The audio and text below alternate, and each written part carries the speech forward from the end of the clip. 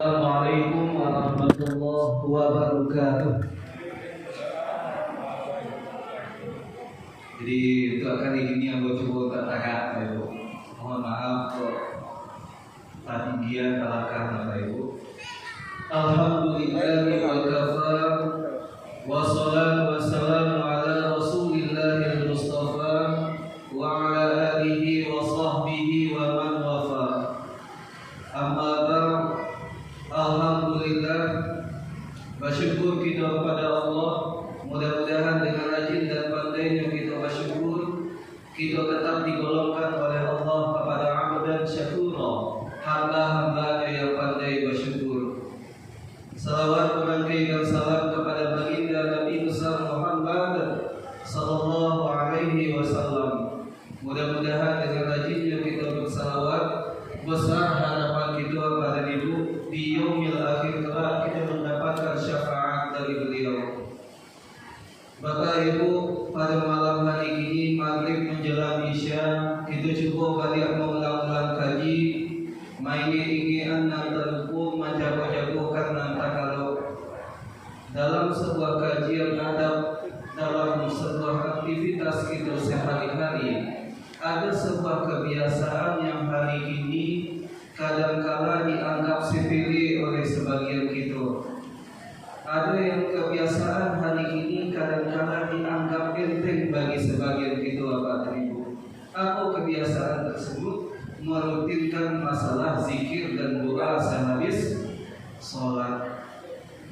Kadang-kala ada di antara sebagian kita, Bapak Ibu, selesai Assalamualaikum warahmatullahi, Assalamualaikum warahmatullahi, yang dilakukan nyangkik dupi nyurak silo langsung dibajalankan doang. Ada sebagian di antara kita selesai Assalamualaikum warahmatullahi, Assalamualaikum warahmatullahi, bukan zikir dan doa, kadang langsung kawan jadi main mencari HP dan sebagainya. Salahnya akhir waktu dimumini untuk melaksanakan zikir dan doa.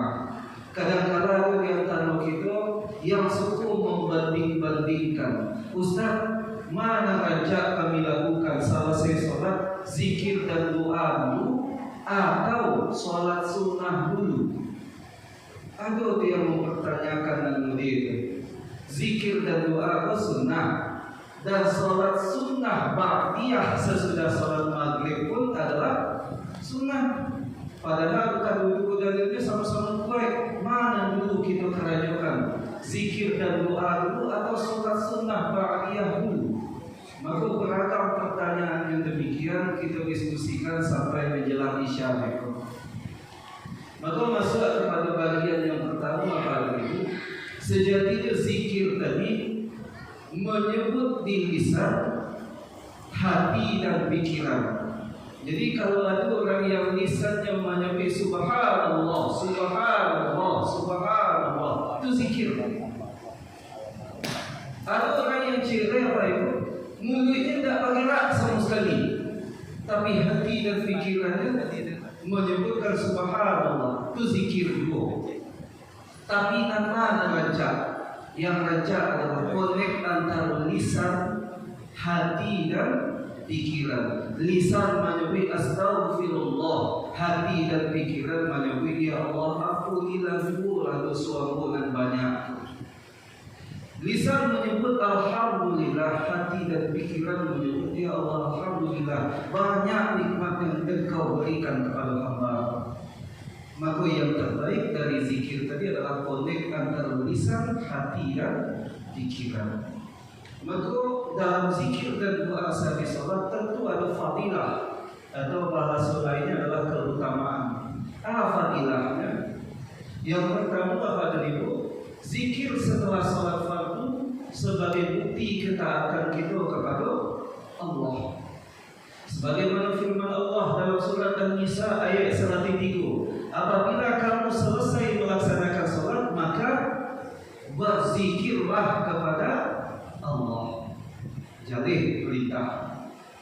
Yang kedua, zikir yang pertama yang diucapkan setelah sholat fardu adalah istighfar, astagfirullah. Namun dalam realita yang kita ceria di tengah masyarakat ada 3 bahasan mengenai istighfar. Bahasan yang pertama, Ustaz, kami biasa zikir kami selesai salat astaghfirullah, astaghfirullah, astaghfirullah. Ada yang kedua Pak Ibu yang lengkapkan astaghfirullahalazim, astaghfirullahalazim, astaghfirullahalazim. Ada versi yang ketiga yang tambah dengan alladzi la ilaha illa huwal hayyul qayyum wa atubu ilaih. Begitu yang mana kita lakukan? Yang ketiga. Nah, kalau itu dipertanyakan sampai akhir, maka pada bab sebelumnya atau disebut dengan khilafiyah, perbedaan pendapat. Yang membaca astaghfirullah, astaghfirullah, astaghfirullah betul. Yang lengkapkan dengan astaghfirullahalazim betul. Yang lengkapkan pula dengan alladzi la ilaha illa huwal hayyul qayyum sampai selesai betul. Sama dengan perdebatan mereka Pak Ibu. Sebelum kita makan, kita disunnahkan oleh Rasulullah menyebut nama Allah, basmalah, menyebut bismillah di awal makan. Dalam konteks redaksi hadis tadi menyebutkan bismillah. Maka ada kawan tadi yang memulai makan, sebelum makan bismillah. Ada versi yang keduanya sampai lengkap-lengkap bismillahirrahmanirrahim. Pertanyaan mana betul bismillah atau bismillahirrahmanirrahim? Yang membaca bismillah betul. Lama betul karena redaksi hadisnya mencukupkan dengan bismillah. Yang menyebut langkuk-langkuk bismillahirrahmanirrahim di awal makan betul. Lama betul karena ar-Rahman ar-Rahim itu adalah asma Allah, nama Allah. Apakah ada yang salah menyebut nama Allah? Tidak. Maka yang mana yang salah? Yang salah yang tidak baca basmalah. Selesai perdebatan. Maka menjadi dulu dengan yang kedua, zikir yang pertama itu sepakat para ulama tetap istighfar. Tidak ada perbedaan. Namun perbedaannya entah astaghfirullah atau astaghfirullahalazim atau yang lengkap tadi, maka itu pilihan bagi kita. Yang diajarkan oleh guru kita terdahulu, maka itu yang kita amalkan. Nah, ini baru maka istighfar yang kita baca pada Ibu. Apakah salah solat yang kita lakukan? Padahal solat yang kita lakukan itu kita beribadah kepada Allah. Baru kita mesti minta ampun dulu kalian. Betul. Barangkali dalam sholat yang kita dirikan apa Ibu, kadang-kala pikiran kita masih juga di masjid Baitul Rahim, fisik jasadnya masih di situ. Namun paganannya kadang lah tabang masih nan kembali. Kadang pikirannya lah tiba karena dia di Jakarta. Kadang pikirannya siap bisa, kalau siap pengajian makan nasi goreng dan kalamak. Dia masih juga mendengarkan imam membacakan ayat pilihan atau Al-Fatihah, tapi pikiranlah jauh tabang kama-kama. Maka untuk meminta ampun kepada Allah supaya ibadah kita diterima, maka zikir yang pertama yang diucapkan adalah istighfar. Fadilah yang ketiga, maka dalam zikir dan doa sehabis salat kita disunnahkan, dianjurkan untuk membaca ayat kursi. Sabda Nabi menyampaikan, siapa yang membaca ayat kursi setiap kali selesai salat fardu, maka tidak ada yang menghalangi untuk bisa masuk surga Allah kecuali kematian. Jadi jangan sekali saja. Ada selesai salat langsung dikatakan. Lanjut fadilah yang keempat, jari jemari yang digunakan untuk menghitung tasbih, tahmid, takbir, makanya akan menjadi saksi di akhirat kelak. Ada di antara kita Pak Ibu yang berzikir setiap salat membaca subhanallah, subhanallah, subhanallah. Selesai yang kanan, kami yang kanan saja Ustaz silahkan. Ada ciri kami ingin pakai yang kiri menghitung Ustaz. Boleh dengan yang kiri? Boleh. Apa sebab? Apakah tangan kiri yang kita bawa dalam sholat, tangan kiri yang dibawa untuk takbiratul ihram tadi, apakah tangan kiri yang masih najis? Allah balasia lah kita wudukan tadi. Maka yang ingin kanan saja berbatua, yang ingin kedua-duanya silahkan. Kami Ustaz menghitungnya 5 balik siku, tambah 3, silahkan. Kami ingin menghitungnya 5 balik, tambah 5 balik juga siku, ditutup 3, silahkan. Kami Ustaz biasa menghitung cik telapak tangan itu langsung 33. Baca caranya? Siku dari sudut kelingking kanan 1, 2, 3 sampai pindah ke bagian ke dalamnya 5, 6, 7. Maka jumlahnya sampai ke ujung ke jempol pas 33 kali. 1, 2, 3 sampai 5, 6, 7, 8, 9, 10 sebalik sampai akhir 33 kali 42. Nah gini Pak, kami ingin zikir, kami Ustaz model ulama kita terdahulu yang pakai tasbih. Pakai tasbih model yang digambarkan. Lainnya silahkan. Pas bertemu dengan yang enggak lonjong seketik pindah ke zikir dan kedua. Kami saat zikir kami ingin menghitung berapa banyak zikir kami sehari semalam. Maka kami pakailah zikir digital. Karena itu yang kekinian udah supaya tahu zikir kami hari ini tabatan setelah masuk zikir dalam solat sampai 1000 kali Ustaz. Maka kami ingin siap solat pakai zikir digital yang dipakai-pakai sampai 33 kali berbunyinya pindah ke zikir dan kedua. Sampai pula pindah ke zikir dan kedua. Silahkan. Yang jari jemari, tasbih, zikir digital, maka itu adalah media yang bisa digunakan untuk menghitung jumlah zikir tadi. Maka silahkan. Kami terbiasa dengan jari jemari, silahkan. Nah, jari jemari yang digunakan untuk berzikir tadi itu pun ada pula hubungannya. Kalau jari jemari akan menjadi saksi di akhirat kelak. Ada kami ceria Ustaz, kawan kami sikulnya solat wajib. Selesainya zikir dan doa, pindah ke sebelah selangkah 2 langkah atau ke kanan ke kiri pukul belakang. Itu tasbihnya dulu. Maksudnya adalah setiap tempat bumi yang kita jadikan untuk sampai sujud akan menjadi saksi pula di akhirat kelak bahwasanya kita pernah bersujud di hadapan Allah. Nah kini Ustaz, kami tidak ingin pindah-pindah. Baru tidak ingin pindah sebab pas kami sholat di bawah kipih angin juga lama ada nyari yang diakui udah pakai kipih. Silahkan, nyaman di situ silahkan. Kami ingin pindah-pindah silahkan. Ya ingin pindah batu yang nggak ingin pun apakah salah? Tidak. Dan yang kelima apa Ibu? Allah akan ampunkan dosa bagi yang berzikir tadi walaupun dosanya tadi sebanyak buih di lautan. Nabi menyampaikan siapa yang membaca tasbih sebanyak 33 kali, tahmid sebanyak 33 kali, takbir sebanyak 33 kali, subhanallah 33, alhamdulillah 33, Allahu akbar 33 kali, dan dia tutup sempurnakan jumlah bilangannya sampai 100 dengan membaca la ilaha illallah wahdahu la syarikalah lahul mulku wa lahul hamdu yuhyi wa yumiit wa huwa ala kulli syai'in qadir. Maka janji dari Allah melalui lisan nabinya, Allah akan ampunkan dosanya walaupun dosanya tadi sebanyak buih di lautan. Hai bisa kita menghitung buih di lautan? Tidak akan bisa.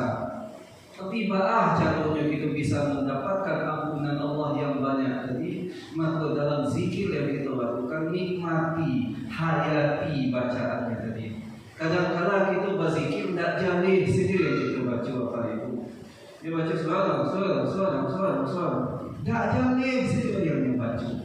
Salahnya sisihkan waktu 5 menit nyoba jale-jale subhanallah, subhanallah, subhanallah. Setelah itu pindah alhamdulillah, nikmati bacaan zikir yang melakukan tersebut. Maka di situ akan turun ampunan Allah tadi. Kalau tak jauh bacaan yang dibaca maaf pula Allah akan mengampunkan dosa tadi. Sementara bacaan tak tahu arah makna, tak tahu apa arti, faham atau sejenis dengan itu. Maka yang diminta, walaupun dosa tadi banyak, maka jangan pernah itu lari dari rahmat Allah. Dan yang keenam fadilahnya Bapak Ibu, doa selesai sholat fardu adalah salah satu doa yang capek didengar oleh Allah. Kalau dalam sebuah riwayat diceritakan ada salah seorang sahabat katanya, ya Rasulullah, doa mana yang paling capek didengar oleh Allah? Maka Rasul menjawab, doa yang paling capek didengar oleh Allah adalah doa pada akhir malam. Selesai kita melaksanakan salat sunnah tahajud ditutup dengan witir, maka diperbanyak doa di waktu itu. Doa apa? Doa selesai solat maktubah. Apa itu solat maktubah? Solat wajib yang 5 kali kita lakukan sehari semalam. Maka jangan diabaikan, jangan dianggap enteng. Doa selesai solat wajib tadi paling capek didengar oleh Allah. Maka dari 6 poin disabitkan di situ apa tadi Bu? Mana dulu zikir dan doa dulu kita kerjakan sehari solat atau solat sunnah dulu? Maka jawabannya adalah zikir dan doa dulu sehabis solat. Selesai itu bagi gitu lakukan salat sunnah ba'diyah. Bahkan dalam sebuah riwayat lain Nabi itu menyampaikan, Nabi melarang menggabungkan 2 salat sekaligus. Larangannya itu lebih kepada makruh. Apa maksud menggabungkan 2 salat sekaligus? Menggabungkan salat wajib dengan salat sunnah. Maka mesti diputuskan dulu dengan kegiatan lain. Apa kegiatan lain yang menjadi pemutusnya adalah zikir dan doa. Maka mari kita zikir dan doa. Selesai itu silakan yang tadak melakukan salat sunnah ba'diyah.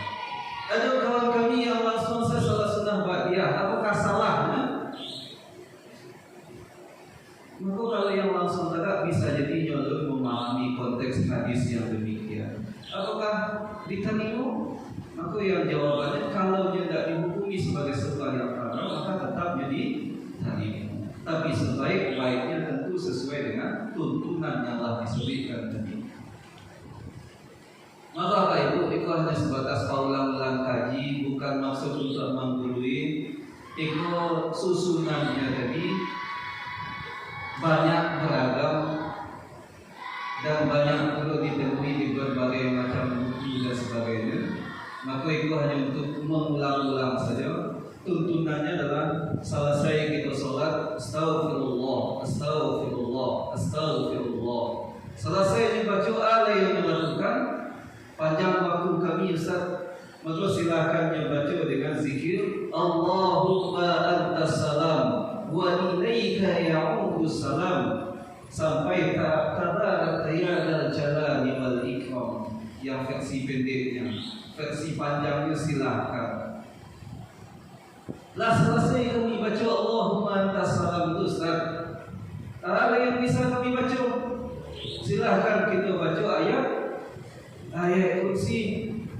Lah kami baca ayat kursi Ustaz. Ada yang bisa kami baca Ustaz? Maka silahkan dia tambah dengan zikir yang fenomenal. Allahumma a'inni ala zikrika wa syukrika wa husni ibadatik. Allah juga kami baca Ustaz. Masih ada juga waktu lain. Maka silahkan yang tambah dengan membaca 3 qul. Selesai dibaca qul huwallahu ahad, yang tambah dengan qul a'udzu birabbil falaq, yang tutup dengan qul a'udzu birabbin nas. Masih ada juga waktu, maka silahkan yang baca zikir subhanallah 3, alhamdulillah 3, Allahu akbar 3, dan yang sempurna disempurnakan dengan la ilaha illallah wahdahu la. Nah, kini lah selesai kami zikir dan doa, zikir Ustaz sehabis sholat. Tentu kami ingin berdoa, tapi yang terjadi Ustaz, kami baru tahu penting zikir tadi dan penting pula berdoa.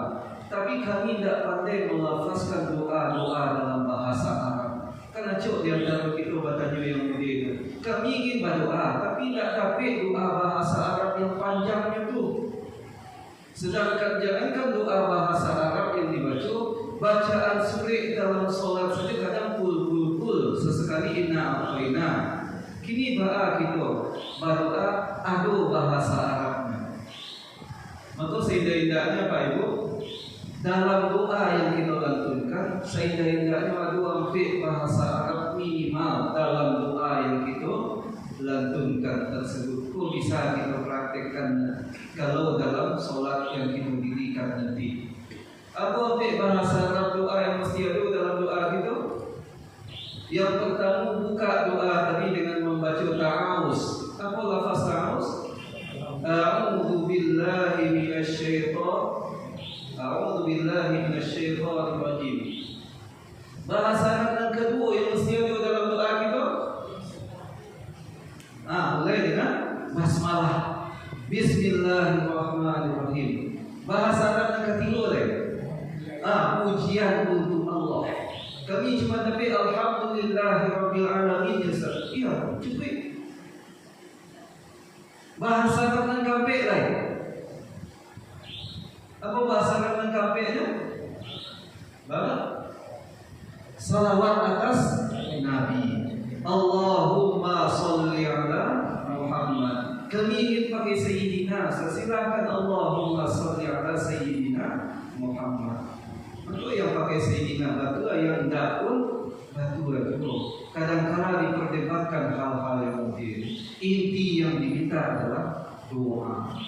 Maka pesannya adalah salah satu kita minta lah apa yang kita inginkan kepada Allah. Jangan sampai ada sebuah rasa jenuh, rasa lelah untuk berdoa. Kalau lah malih itu berdoa, lantas kasihan seorang hamba itu kamu minta kecuali kepada Sang Khalik. Kau jangan sampai ada kata lelah berdoa. Ustaz, kami lah berdoa 5 waktu sehari semalam kami berdoa Ustaz. Tak putih-putih dalam sehari tadi kami berdoa. Ditambah pula di waktu malam, di waktu selesai salat witir kami berdoa juga. Di waktu duha kami berdoa juga Ustaz. Tapi baru juga terkabul doa yang kami lantunkan oleh Ustaz. Kadang muncul pertanyaan mudir. Yang pertanyakan pula Allah, ialah serius Allah mengabulkan doa kami itu. Maka jawabannya adalah maka doa kita akan terijabah. Pertama, bisa jadi kita tidak khusyuk, tidak serius, tidak kita hayati doa yang kita baca tadi apa. Kadang yang berdoa tak jauh saja pakai tangan tapi tidak tahu asal sabit saja. Baru Allah akan mengabulkan kalau doa tadi asal sabit saja. Doa bersama. Kalau doa bersama silakan. Iya. Kan doa bersama yang dipimpin oleh Pak Imam, intinya Allahumma inna nas'aluka salamatan fid din. Kami meminta keselamatan hidup di dunia, keselamatan hidup dalam beragama dan sebagainya. Banyak doa-doa yang terbaik. Maka tetap tugas kita sebagai, kalau ada imam mewakili membaca, yang jamaah mengaminkan. Kalau ada yang jamaah yang lain mengaminkan, silakan. Kok nyampang tak masuk yang mudah itu? Karena ada di tempat lain tak merutinkan yang mudah itu. Sehingga itu tahu urutan, tahu tata caranya tadi. Lah kami berdoa Ustaz, lah kami nikmati, lah kami hayati doa yang kami baca, tapi yang tujuh dikabulkan baik. Maka bisa jadi posisinya yang kedua baik. Allah mengabulkan dengan cara yang lain. Kita meminta ya Allah sembuhkan juga sakit kepala aku ya Allah. Tapi tidak Allah cegah-cegahkan kepala kita yang sakit tadi. Bisa jadi Allah sembuhkan dengan yang lain. Kadang jantung masih juga itu memompa darah. Kurang jantungnya lah pakai cincin itu dulu. Kadang ginjal Allah jago. hati lambung dijaga. Organ tubuh yang lainnya masih Allah sehatkan, cuma kepala seritik saja yang belum. Maka yang kedua kalau dikabulkan, Allah mengabulkan dengan cara yang lain. Ustaz, anu juga dikabulkan doa kami oleh Ustaz. Maka bisa jadi posisinya yang ketiga Bapak Ibu. Allah ingin menjadikan doa-doa yang dilakukan oleh hamba tadi sebagai tabungan di akhirat kelak yang bisa meraih. Jadi doa ini tidak doa yang siu-siu, paling kita berdoa itu yang demikian. Jadi selesai kita berdoa tidak dikabulkan di dunia, di akhirat kita raih menjadi tabungan kebaikan pahala yang akan menambah amal ibadah itu. Jadi kalau dikabulkan di dunia, di akhirat dikabulkan. Nah ini Pak Ustaz, itu kawan kami yang berdoa selesai yang berdoa, nyusap wajahnya tadi Ustaz. Kan ada yang mau dia Pak. Ada versi yang kedua selesai yang berdoa, dia turunkan saja tangan. Mana batuan? Dalam sebuah hadis ada yang menyebutkan dhaif hadisnya Nabi selesai berdoa dia pernah mengusap wajahnya tadi. Namun banyak yang meriwayatkan dari dhaif tadi, menurut Ibnu Hajar Al-Asqalani, naik riwayat dhaif tadi menjadi hasan li ghairi. Maka yang mengusap wajahnya selesai berdoa betul. Yang tidak pun betul. Yang salah itu yang selesai berdoa bukan wajahnya yang mengusap wajah kawan di sholat. Itu yang tidak boleh. Silakan, yang ingin betul yang tidak pun silakan. Nah ini yang terakhir Bapak Ibu. Apakah zikir dan doa tadi apakah hanya sebatas subhanallah, alhamdulillah, Allahu Akbar? Maka jawabannya zikir dan doa tadi maknanya luas. Tidak hanya sebatas subhanallah, alhamdulillah, Allahu Akbar. Tapi apapun yang kita lakukan bisa bernuansa zikir. Membaca Al-Quran apakah bisa berzikir? Bisa, karena nama lain dari Al-Quran adalah dzikr. Madana pengajian kita malam hari ini bisa tidak bisa berzikir? Bisa, karena yang mengajak untuk kebaikan. Apalagi lalu yang kita lakukan di malam beko apa ibu jam 10 atau jam 9 kita lalu jago beko jam 4 atau jam 4:30. Apakah bisa hanya disebut dengan zikir? Apakah hanya sebatas melepas lelah di tubuh? Maka jawabannya ketika kita lakukan sesuai dengan sunnahnya, berarti makanya bahagian dari zikir, walaupun fisiknya terlalu, tapi ia tetap terhitung. Baca mana? Salat lalu pastikannya dalam keadaan baik dulu wudhunya. Selesai itu apa? Yang bacalah 3 kul, yang baca yang lain. Setelah itu yang tutup dengan Bismika Allahumma ahya wa Bismika amut atau wa amut. Tak dapat bagi kami Ustaz bakal pelongan lidah kami, maka Bismillah saja. Selesai itu ketikanya, walaupun beko di tengah malam pecah ban atau buang angin atau dan yang sejenis dengan itu, apakah batal wuduknya tadi? Ya secara zahirnya ya, tapi orang lalu apakah dihukumi dengan hukum yang demikian? Tidak. Ketikanya jago beko di waktu jam 4 atau 4:30 nyanyi dulu balik kepada Allah seraya mengucapkan alhamdulillahilladzi ahyana ba'dama amatana wa ilaihi nusyur. Maka proses yang dilakukan bahagian dari zikir. Baik karena Bapak Ibu jam 7 dari rumah melangkahkan kaki, membaca bismillah tawakkaltu 'ala Allah. Beko tiba di rumah jam 5 sore, dia baca alhamdulillah ya Allah Engkau masih sampai kedua hamba di rumah. Maka itu bahagian dari zikir. Maka zikir tadi bukan hanya sebatas yang pendek saja, tapi zikir itu maknanya luas dan bisa nanti kita praktekkan dalam kehidupan kita sehari-hari. Maka sahabat dilanjutkan, ada Bapak Ibu yang kawan tanya? Ya Pak? Ustaz. Ya Pak? Habis sholat kok pokok zikir kok kare-kare atau sorang-sorang saya pelan-pelan? Nah, kalau itu lebih kepada khilafiyah. Zikir apakah kare-kare ataukah sorang-sorang? Nah pertanyaan itu ketika dijawab, kenapa Imam Syafi'i ada merutinkan yang demikian mengajarkan kepada muridnya yang mulia itu? Supaya itulah tuntunan zikir dan doa yang nantinya bisa dipraktekkan nanti oleh murid-muridnya. Kenapa kalau tidak diajarkan demikian? Kadang-kala ilmu yang cuma disampaikan melalui lisan saja, begohnya talpo itu maka sebagai sebuah wirid, sebagai sebuah selesai salat assalamualaikum assalamualaikum. Maka dibantu oleh imam astagfirullah astagfirullah sampai dengan doa. Tapi kurang misalnya talambe datang, Iya Pak. bukannya imam pula kare-kare mah coba. Kurang talambe datang kan sholatnya masih berlanjut. Iya Pak. Ya kan? Masbuk gitu kan? Kan orang nan talambe datang tuh merasa terganggu jadi kalau kare-kare itu. Jadi nggak kusuk lagi sholatnya leda.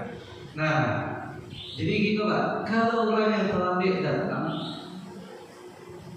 apakah tanda dengan zikir dan doa? Kalau ibu talambe datang, orang zikir dan doa, tanda enggak? Maka jawabannya bukan masalah tanda.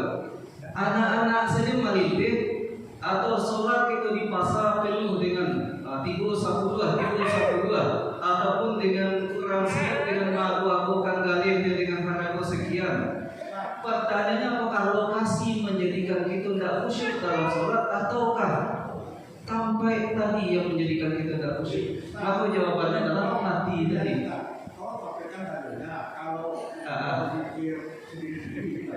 Ayo Pak.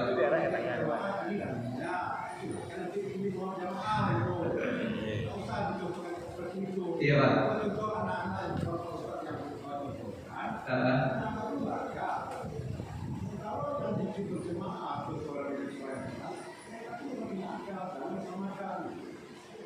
Iya Pak. Jadi gitu. Dalilnya tadi itu dibiasakan oleh para ulama terdahulu. Salah satunya diwakili oleh Imam Syafi'i. Maka ketika disampaikan pilihannya tadi ada sebuah masjid yang menutinkan dengan zikir dan doa saat sholat. Ada iya Pak. Ada zikir dan doa dinutinkan saat sholat sebagai bentuk sebuah tuntunan tadi ya Pak. Maka silakan. Kenapa? Karena bagian dari miliknya tadi atau rutinitas untuk mengingat Allah. Dan doa-doa yang dibacakan oleh yang imam tadi dalam masalah zikir dan doa tadi, doa yang dibacakan doa untuk umum Pak. Dan doanya pun tidak hanya doa sebatas doa pribadi saja dulu Pak. Iya Pak. Iya.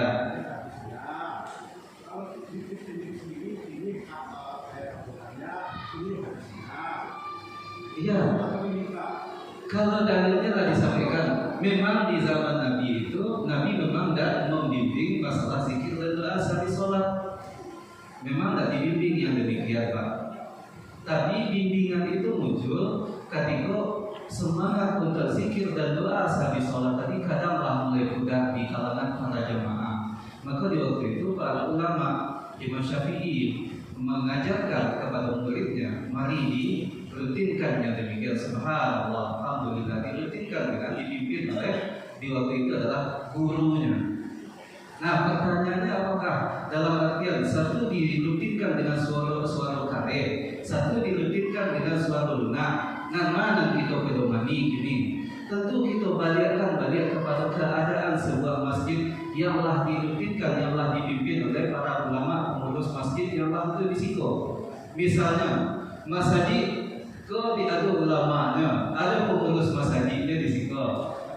Dibiasakan dengan kebiasaan yang mulia tadi. Apakah salah yang demikian? Maka kita pedomani banyak ulama disiko ada, pengurus disiko ada. Maka kita pedomani tugas kita sebagai jamaah Pak. Tentu kita mempedomani yang telah ditetapkan oleh imam masjid, pengurus masjid dan ulama sekitaran tadi. Nah, ketika disalahkan Pak, kita tidak ingin zikir bersama Ustaz, kita ingin zikir sulam. Maka silakan. Apakah menyalahi dengan salat yang kita dirikan tadi? Apakah salah salat yang kita dirikan? Tidak. Kami ingin zikir kami sulam saja Ustaz. Ya silakan. Mungkin ke belakang kita zikir sulam. Yang kawan tadi ingin berdoa bersama. Iya Pak. Kan kita. Iya Pak. Tuntunan Rasulullah. Iya Pak, tuntunan Rasulullah tadi menyebutkan iko tuntunannya ketika terjadi khilafiyah tadi Pak, apakah menjadi sebuah perbedaan yang runcing di tengah masyarakat itu? Maka jawaban kita